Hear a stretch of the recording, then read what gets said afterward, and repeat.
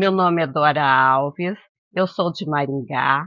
Comecei a colecionar vinil ainda criança. Minha casa era assim uma casa muito musical, que o baile começava na sexta-feira e terminava no domingo. Meu pai gostava muito de eventos, de festa, dança, músicas. E comecei a colecionar vinil ainda criança. Aqui está o meu disco, que é o disco de Carmen Miranda com a música Taí, que hoje praticamente os jovens não conhecem, que é muito antigo, o ano era 1965, eu era criança, mas eu gostava de música. Eu comecei, né, assim, vinculado com meu pai, com a música, com o vinil, e fui comprando vinil, comprando até que se tornou essa grande coleção que eu tenho hoje, que são músicas, eu tenho tanto o rock, que é a minha paixão hoje, eu tenho a música regional representando a cultura sul-mato-grossense, porque aqui nós temos muitos artistas, são mais de 600 que gravaram vinil. Ainda não era MS, era MT. E hoje essas pessoas são esquecidas, então eu faço tudo para continuar histórias desses músicos que fizeram a história da música aqui no Mato Grosso do Sul. Aí tem o TT, olha, TT lindíssimo.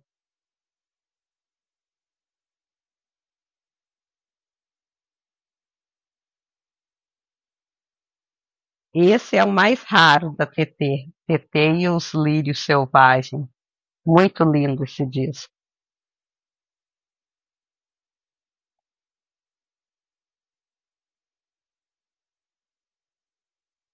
Aí tem esse artista aqui, ó, William Portela, muito bom esse cara, regional também.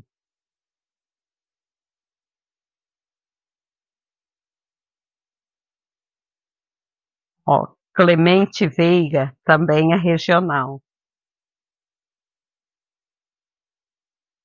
Mas eu consigo lembrar um pouco meu contato com os LPs. Meu primeiro contato, que meu pai tinha uma pequena coleção de discos, com discos tipo Raul Seixas, Iron Maiden, tinha bastante discos de metal e esses discos de metal têm aquelas capas super desenhadas e tal, e aí me chamava atenção, eu pegava, eu ficava olhando. Eu lembro que nessa época não tinha vitrola, eu não tinha vitrola, então eu não chegava a ouvir eles, mas eu ficava olhando as capas por horas, tentava desenhar e tal. Tinha.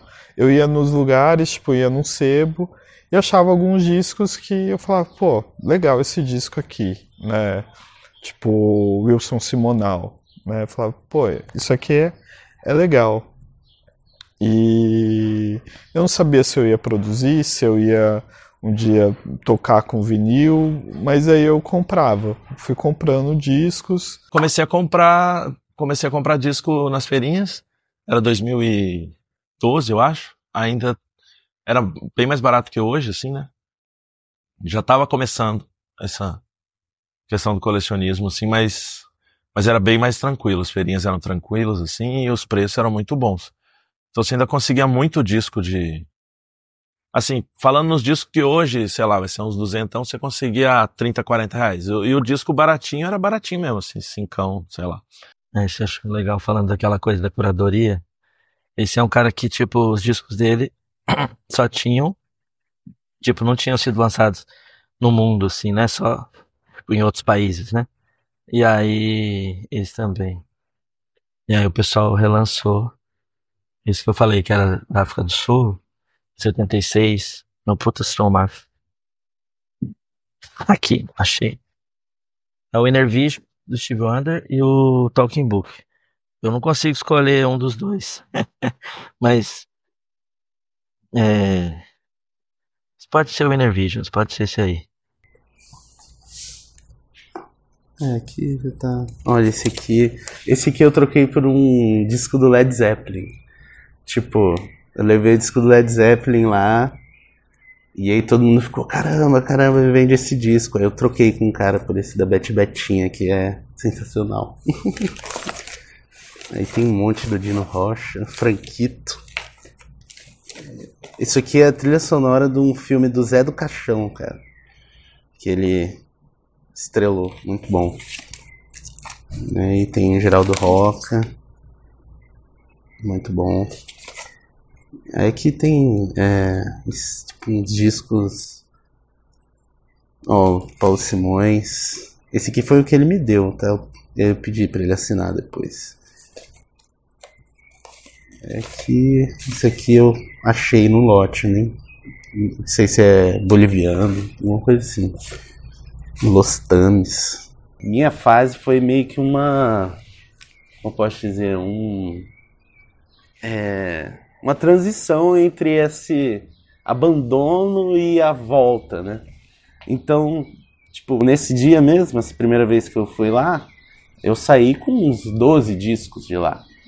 Porque era, assim, era barato, mas, não sei, era tipo uns 20 reais cada disco do Kiss, disco do, que mais, Rush, comprei essas coisas, Led Zeppelin, hoje em dia é no mínimo 300 reais um disco desse, assim. E, enfim, eu me apaixonei. Tenho discos, assim, uma coisa legal é discos que eu acho autografados, ó, tá vendo? Esse do Rico Dalassan, autografado.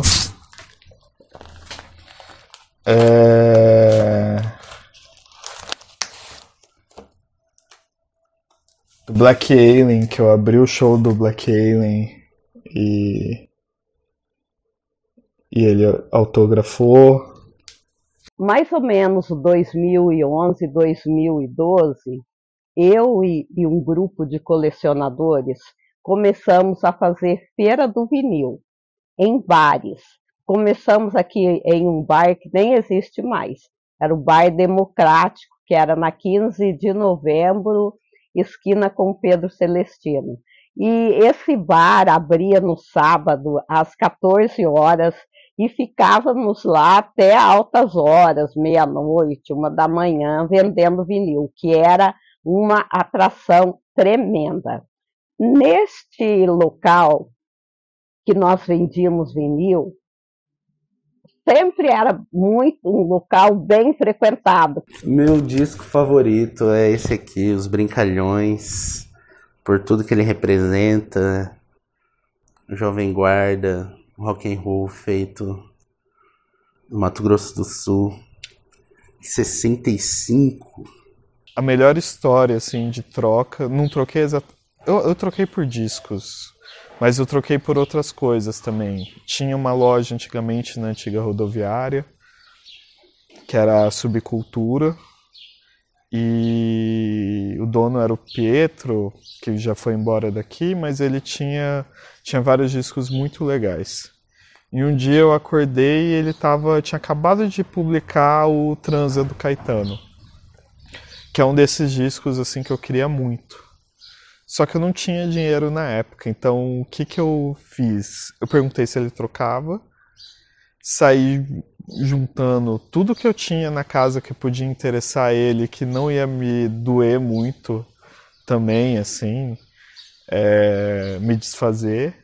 Cheguei lá com os quadrinhos, com um livro, com um disco, dei tudo pra ele e peguei o Trans, assim, sabe? Tipo, E é um dos discos que até hoje ainda é meu favorito, né? O Transa do Caetano.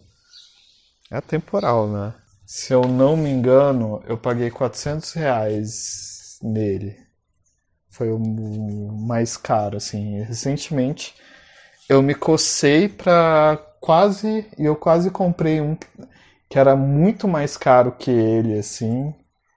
Mas no final, a consciência colocou a mão na minha mão.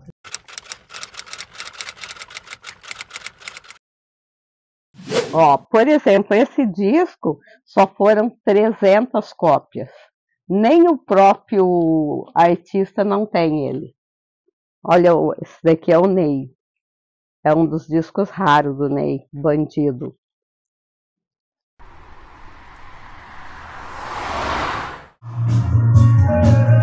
Eu queria essa música.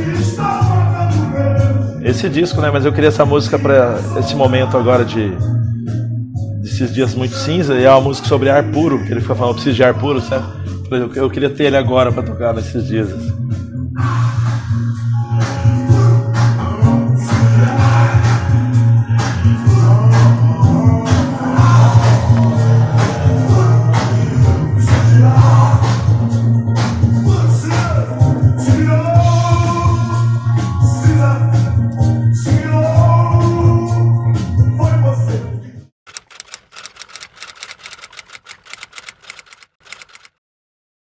Pra mim, a importância do vinil é esse lance de você dar valor à música, assim, como uma obra, né? No streaming você não consegue ter esse contato. Impossível. Se eu gosto muito de um disco, eu preciso ler a ficha técnica dele, senão eu vou ficar agoniado, tipo isso. Como pessoa, a importância acho que é essa, de você olhar assim para um disco e lembrar do que você estava fazendo, como você estava se sentindo quando você comprou, quando você estava ouvindo bastante esse disco. Eu acho que é meio por aí, assim. Acho que o que me move foi muito a cultura, sabe? Tipo, a cultura é de você pegar, né, o produto, assim, de você abrir, tirar o disco do envelope, assim, falar, pô, que loucura isso, de você poder ler a ficha técnica, sabe? Da ficha técnica tá ali acessível. Só tem eu de mulher na Feira do Vinil, tá? São 11 colecionadores e eu que sou mulher. 11 homens e eu de mulher. Então eu acho assim super engraçado. A minha organização atualmente é alfabética só. Às vezes eu tento colocar cronologicamente do tal artista, tipo, sei lá, um Bob Dylan dos anos 60, se vier logo depois um já dos anos 80, me dá uma certa agonia. Mas na pressa, às vezes, eu coloco só alfabético mesmo. E eu separo entre internacional e nacional. E coletâneas também. E também discos regionais. Eu tenho uma caixa assim com discos regionais. O problema desses discos que eu toco é que eu fico o tempo todo mudando de lá pra cá, porque eu não vou levar no rolê, aí eu tiro, boto outro, sabe?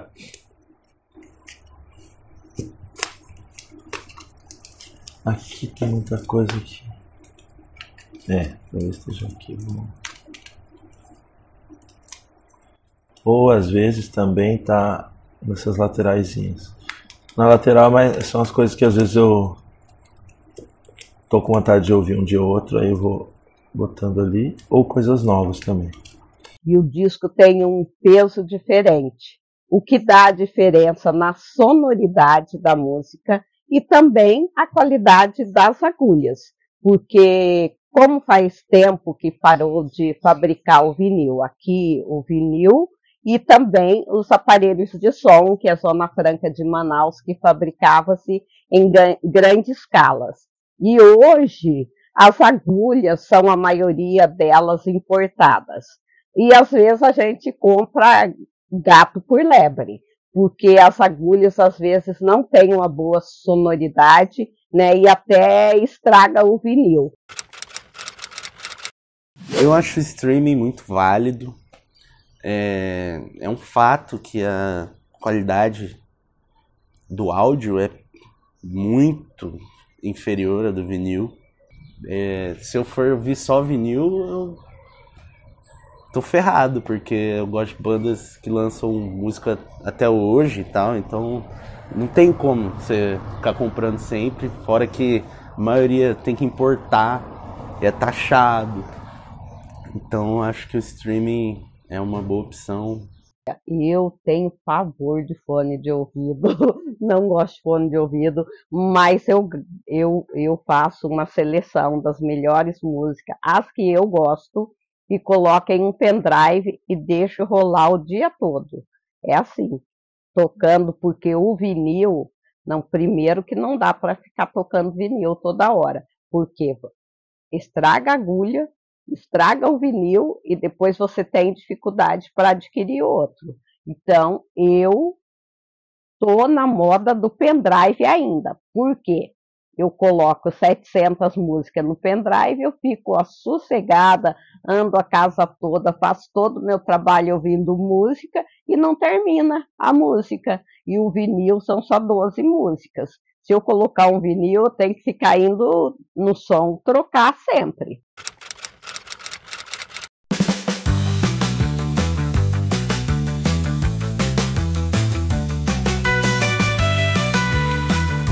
E o vinil não tem queda do valor. Quanto mais antigo, mais vale. Existem raridades. Tem raridades. Tem vinil aí que custa fortuna.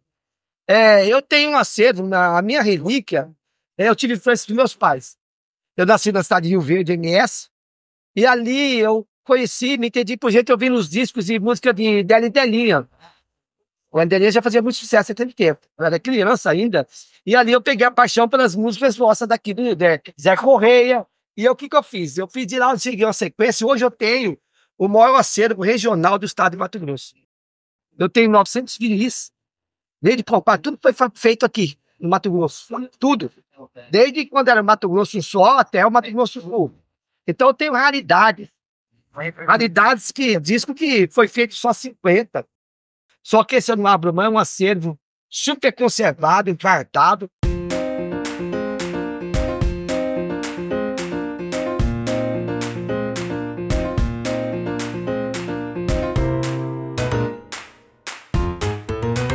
Eu comecei a colecionar em 2016, eu fiquei 2 anos só como colecionador e resolvi abrir minha loja. Aí quando eu abri minha loja, a feira já existia. A primeira edição que eu participei foi lá na antiga loja Rock Show, que é uma loja lá na Afonso Pena. E aí eu fiz essa edição lá e depois em parceria com o Marcos eu comecei a organizar também. Aí virei um dos organizadores e decidi que seria melhor a gente ir para um lugar que fosse um ponto mais... que tivesse um pouco mais de agito, né? O vinil em si nunca me despertou, começou a me despertar agora, porque eu vejo que tem aquela coisa do saudosismo, algo que remete aos nossos avós, aos nossos pais. Aí houve esse interesse, porque eu acho que o vinil tem uma coisa mais sensorial, na hora de você tirar o vinil da embalagem, pôr na vitrola, agulha. É uma coisa mais de emoção, de sensação mesmo, que o CD eu acho que não tem.